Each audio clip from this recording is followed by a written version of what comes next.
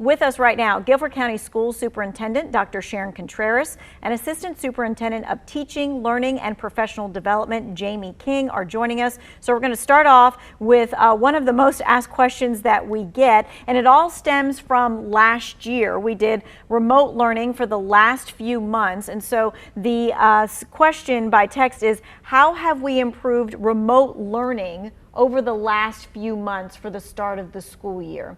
Dr. Contreras? Thank you. I'm going to make sure I heard that correctly. Yes, how have we improved upon remote learning? Yes. Correct. Yeah, it's a great question. As you know, we had to start remote learning last year within about a weekend, and it has been very difficult, especially with many challenges with just acquiring technology, the hardware, and then the platforms necessary for virtual education, remote learning. We have since that time put into place systems to ensure that more students can participate, all students can participate, and to make sure that we increase the amount of technology we have in the district. To speak specifically about some of the instructional upgrades we've made, I'll turn to Dr. King. Yeah, so as Dr. Contreras said, we kind of turned teaching and learning on its head overnight, over a weekend. And so since March to now, we have integrated a lot of new tools for teachers and students to use. We've upgraded to more digital textbooks.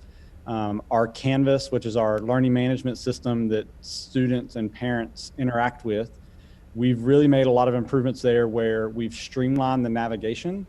So instead of every single teacher having different ways that students and parents would access, we've created a checklist for principals to use to help teachers have a standardized navigation system across the district. So we feel like that was one of the biggest things we heard from parents, was that Canvas was hard to navigate. So we hope that by controlling that navigation for parents and students, it helps minimize some of the concerns there. Okay, yeah, that is definitely one of the main questions that we get. All right, a second question that we get that is quite popular, that we've seen it a couple of times in our text stream. We know that the challenges that the students faced was access to materials like computers and Wi-Fi, and so you touched on a little bit of that, Dr. Contreras. So what are the plans to fix those issues, the computers, the devices, and also the Wi-Fi issue? So as you know, the district cannot fix the Wi-Fi issues. This is a federal and state issue that has to be resolved, and quite frankly, it's one that is just unacceptable in this country, that not all students and teachers have access to broadband connectivity, and that we're still struggling with this in 2020.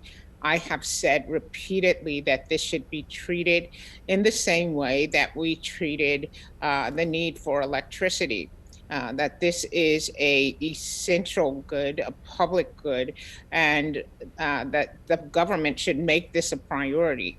In the meantime, we've been working with the Guilford Education Alliance. We've been working with our business partners, and we've been using the funds available to us to acquire more devices for teachers and for students, and working to get more hotspots. As you know, we have smart buses now. We have 125 smart buses where students can work in close proximity to those buses to do their work. They can download their work. They'll have internet connectivity. They also can work in several school parking lots, quite a few across the county, to download their work and then go home and complete the work.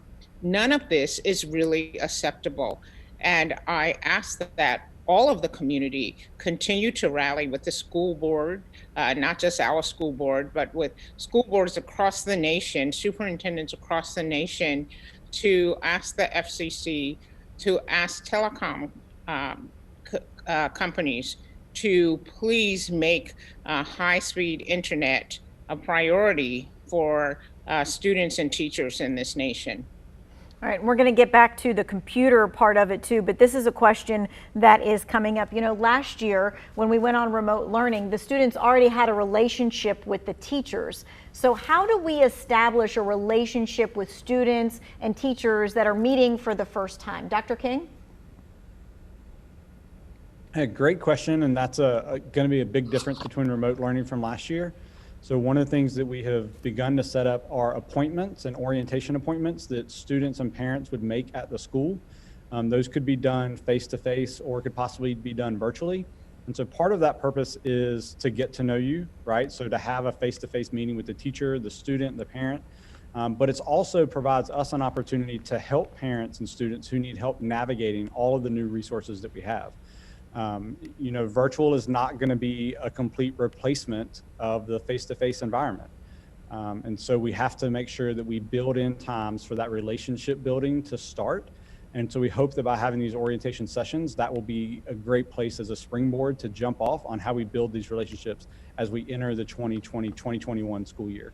Okay, so we're going to have those information sessions that they can kind of get to know, almost like a parent-teacher conference, but a teacher-kid conference, so they can get to know each other. Okay, we're going to so continue. If you think about kind of taking those parent-teacher conferences or open houses even and narrowing them down to individual now, so instead of having 700 students come in for an open house, you would have, you know, small groups of students that would come in for one-on-one appointments at a time to have that orientation and open house session.